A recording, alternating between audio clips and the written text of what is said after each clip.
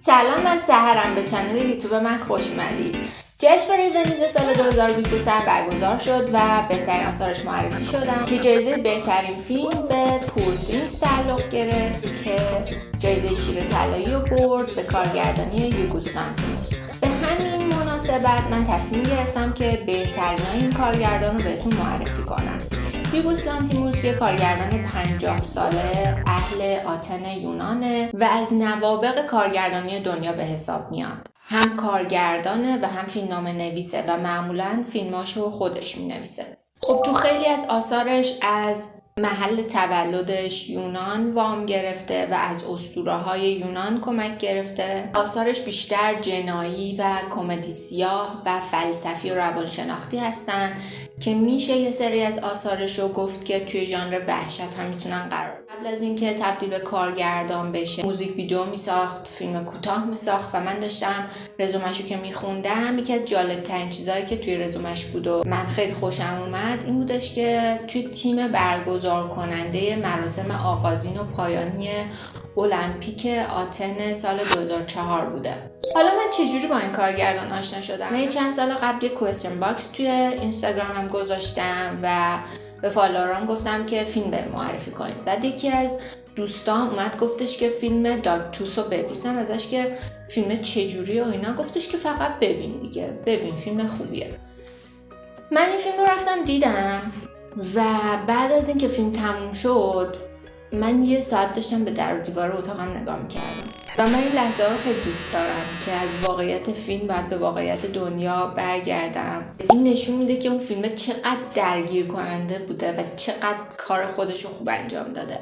فیلم داگتوس اولین فیلمی بودش که یوگوس لانتیموس باهاش شناخته شد و از عجیب ترین فیلم های یوگوس لانتیموسه، چون هم فیلمنامه خیلی جذابی داره و هم از لحاظ ساخت، کارگردانی، بازیگری خیلی فیلمنامه عجیب و جالبیه و من به همه پیشنهاد میکنم که این فیلم رو ببین. فیلم جایزه نگاه نو جشنواره کن سال 2009 برده و داستانش در مورد یه خانواده‌ایه که یه پدر و مادرن و 2 تا دختر دارن و یه دونه پسر. بچه‌های خانواده هیچ وقت حق ندارن که از خونه بیرون برن و تمام چیزایی که از بچگی تا بزرگسالی یاد گرفتن همون چیزاییه که پدر و مادر بهشون یاد دادن.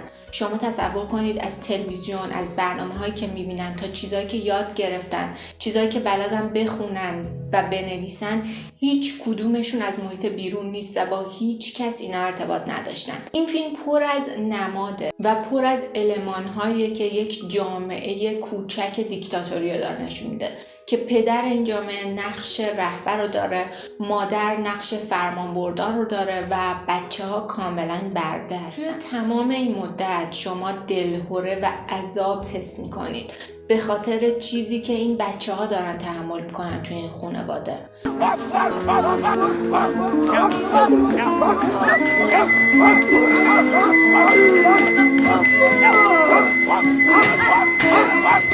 پدر این خانواده یک تصور ساختگی به بچه‌ها داده و گفته که شما فقط زمانی میتونید از خونه خارج بشید و زمانی به سن خارج شدن از خونه رسیدید که دندون نیش شما بشکنه.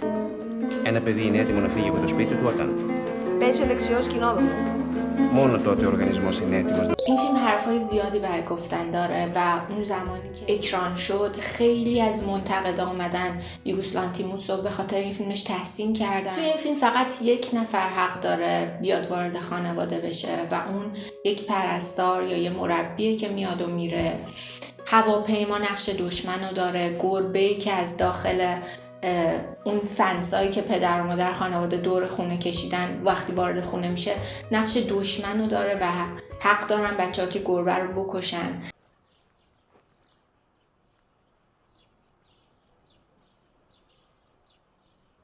و داریم میبینیم که این بچه‌ها توی سن بزرگسالی دارن با عروسک بازی میکنن. فیلم داره یک ایدئولوژی خیلی غلط و در قالب کمدی سیاه نشون میده و یه جورایی فیلمش روانشناختی هم محسوب میشه. من به تمام کسایی که به این جور فیلم‌ها علاقه دارن که مغزشون درگیر بشه و دوست دارن که یه ساختار جدیدی رو توی سینما ببینن، پیشنهاد میکنم که حتما داکتوس رو ببینن. دومین فیلم مهمی که یوگوس لانتیموس داره و اولین فیلم انگلیسی زبانشه فیلم د لابستر یا خرچنگه. خیلیاتون ممکنه این فیلم رو دیده باشید، محصول سال 2015 و از معروف ترین فیلم های لانتیموسه. ما خشونت و عذابی که ما توی داکتوس دیدیم توی این فیلم یه شوخیه، چون که قراره که 2 برابر اون خشونت رو در قالب یک کمدی سیاه با یه فیلمنامه خیلی خوب نگاه کنیم. فیلم در مورد یک جامعه‌ایه که توش آدما باید پارتنر برای خودشون داشته باشن و اگر که تا یه سنی ازدواج نکرده باشن به مدت 45 روز میرن توی یه هتل و باید توی اون هتل حتما پارتنر خودشون انتخاب کنن و اگر توی اون 45 روز موفق نشدن به یه حیوان تبدیل میشن و طبیعت فرستاده میشن. Been on your own before? No, never. Your last relationship lasted how many years? Around 12.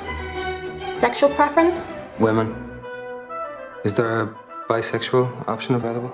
No, sir. This option is no longer available. این فیلم هم خیلی نمادهای زیادی ما میبینیم و المانهایی میبینیم که اجبار عشق رو داره نشون میده. اون فشاری که جامعه به انسانها میاره برای داشتن یک همسر، داشتن یک پارتنر رو داریم میبینیم. توی این فیلم یک جلسات رقص، جلسات تئاتری برگزار میشه که خطرات مجرد بودن رو داره بهشون نشون میده و خیلی نمادهای دیگه‌ای که داره زشتی‌های دنیای دیکتاتوری رو به ما نشون میده. زشتی‌های دنیایی که توش آزادی وجود نداره و همه آدما هویتشون با زوج بودن معنی پیدا میکنه. What did you do?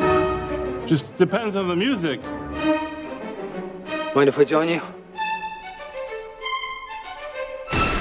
It's no coincidence that the targets are shaped like single. یه نقدی من داشتم راجع به این فیلم می‌خوندم و یه جمله خیلی جالبی توش وجود داشت و این جمله این بودش که این فیلم غیر عاشقانه ترین فیلم عاشقانه جهانه. You can be a loner as long as you like. There is no time limit. Any romantic or sexual relations are punished. سال 2015 هم این فیلم جایزه بهترین فیلم نامه جشنواره کن رو دریافت کرده. سومین فیلم مهم لانتیموس The Killing of a Sacred Deer هست یا کشتن گوزن مقدس. توی این فیلم دیگه کاملا یوگوس لانتیموس از اسطوره یونانی وام گرفته و تمام این فیلم دوباره اون عذاب و وحشت و دلهره رو ما میبینیم. یه تفاوت که با فیلم‌های قبلیش داره اینه که فیلم روانشناختی و فلسفیه، اما خیلی راحت میتونسته توی ژانر وحشت جا بگیره، چون که یه سری لحظه ها داره که خیلی بیننده رو میترسونه. اگر که من بخوام مثلا به یکی توصیه کنم فیلم ترسناک ببینه، مثلا در کنار Get Out اینم بهش پیشنهاد میکنم، چون یه جورایی واقعا تو دل آدم وحشت ایجاد. در مورد یه جراح قلبه که توی یکی از جراحی‌هاش یه آدمی رو کشته به خاطر خطا، ولی چند وقت بعدش پسر اون آدمی که مرده وارد زندگیش میشه، باهاش دوست میشه و بهش میگه که تو به خاطر اون خطایی که کردی و پدر منو کشتی باید به انتخاب خودت یکی از اعضای خانوادت رو بکشی، وگرنه همه اعضای خانوادت به یک گرفتاری و بلایی دچار میشن. How did his father die? A surgeon never kills a patient. An anesthesiologist can kill a patient, but a surgeon never can. Don't be scared, Mom. You'll see. You won't be able. نکته جالب تمام فیلم‌های لانتیموس اینه که در حین حال که ما داریم یک دنیای واقعی رو همه فیلم‌های دیگه داریم خانواده می‌بینیم، بیمارستان می‌بینیم، خونه می‌بینیم و خیلی دنیای رئالی رو می‌بینیم، تو دل داستاناش یک دنیای غیر واقعی رو گنجونده، ما رو وارد یه فضای ذهنی متفاوتی می‌کنه. کشتن گوزن مقدس عاملاً یک فضای سادیسمیه، انگار که توی مدت فیلم قراره که واقعاً به ما تجربه های تلخ و دلهره‌آور داده بشه. اون دکتری که داره نقش اصلی فیلم رو بازی میکنه اسمش استیونه و اون پسری که پدرش مرده اسمش مارتینه. فیلم از چی وام گرفته؟ یک دختری بوده توی اساطیر یونانی به اسم افیژنی که دختر آگاممنون بوده و به خاطر خطای پدر قربانی خشم خدایان توی داستان این فیلم ها میبینیم که از یه جایی به بعد حرف مارتین واقعا واقعی میشه. از اعضای این خانواده پسر کوچیکشون از کمر به پایین فلج میشه و اینو میبرن دکترای مختلف، بهترین دکترای شهر معاینش میکنن و هیچ کدوم نمیفهمن که بیماریش چی بوده.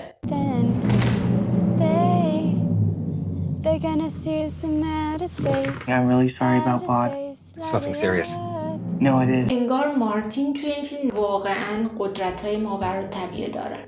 اگر که میخواید یه فیلم خیلی باحال توی یک ژانر وحشت ببینید، حتما بهتون پیشنهاد میکنم که این فیلم رو از دست ندید. این فیلم هم مثل فیلم‌های قبلی لانتیموس نامزدی‌های زیادی توی جشنواره‌های مختلف گرفته. یکی از اینها نامزدی بهترین فیلمنامه و بهترین بازیگر نقش اول مرد توی جشنواره کن بوده. میرسیم به فیلم The Favorite یا سوگلی که محصول سال 2018 و یکم با فیلم‌های قبلی لانتیموس متفاوته. چرا؟ چون که فیلمنامه‌شو خودش ننوشته و کاملا وقتی این فیلم رو میبینیم متوجه این میشیم که فیلم توی فضای رئالتری داره اتفاق میفته و ما داریم یه ملکه رو میبینیم. یه ملازمی داره به اسم سارا که با ورود ابیگل جایگاه اون ملازم قبلیه به هم میخوره.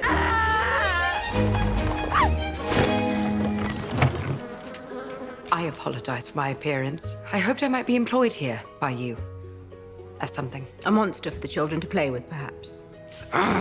به نظر من نقطه درخشان این فیلم بازی اولیویا کولمن رو توی خیلی از فیلم‌ها و سریال‌های دیگه ممکنه دیده باشین که این اواخر هم The Lost Daughter رو بازی کرده، هم به خاطر The Favorite و هم به خاطر The Lost Daughter جایزه اسکار نقش اول زن رو گرفته. بگردیم به فیلم پور things که اول ویدیو راجبش بهتون گفتم که امسال هم جایزه شیر طلایی گرفته. توی این فیلم اما استون نقش اصلی رو بازی میکنه. توی The Favorite هم خب با لانتیموس کار کرده بوده قبلا. از روی یک کتاب، از روی رمانی ساخته شده. سومین فیلم انگلیسی زبان لانتیموسه. خیلی مشتاقم که این فیلم زودتر منتشر شه و بتونم ببینمش.